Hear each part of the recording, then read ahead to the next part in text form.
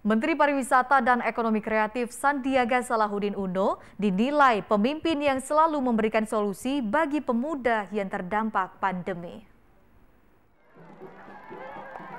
Kedatangan Menteri Pariwisata dan Ekonomi Kreatif Sandiaga Uno ke Desa Burai disambut hangat masyarakat Sumatera Selatan.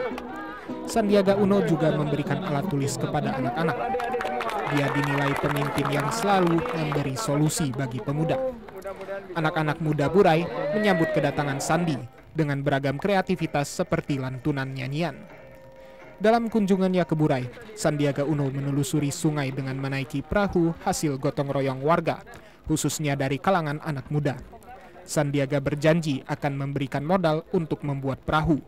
Pembuatan perahu harus dikerjakan gotong royong oleh pemuda desa. Ada perahu yang alhamdulillah sudah kita komit untuk dalam 3 bulan kita hadirkan di Desa Wisata Burai. Jadi inilah bagian daripada gerak cepat pemerintah hadir, ingin terus momentum ini tapi dijaga protokol kesehatannya. Siap nggak semuanya? Siap!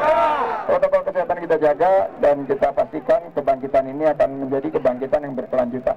Secara nasional, apakah sudah boleh untuk objek-objek wisata dibuka? Ini bagian daripada kita melakukan evaluasi. Nanti kita koordinasikan sama Pak Gubernur. Pak, dukungan infrastruktur sendiri Pak? Tadi adik kita mengajukan beberapa pemikiran, nanti saya koordinasikan sama Pak Gubernur. Ada yang di tugasnya Pak Gubernur, ada tugasnya Pak Bupati, ada yang tugas kita di pemerintah pusat. Level-level tertentu saja yang boleh buka ya Pak ya? Betul, nanti levelnya semuanya komandannya ini di pemerintah daerah. Kami memberikan guidelines, Pak Bupati, Pak Gubernur nanti yang akan menjadi penentu level yang mana yang bisa dibuka tempat-tempat wisata dan sentra ekonomi kreatif. Oke. Terima kasih. Sukses untuk kita semua. Assalamualaikum warahmatullahi wabarakatuh. Penambahan perahu wisata ini bisa diharapkan memupuk kesadaran masyarakat akan potensi pariwisata di Desa Burai.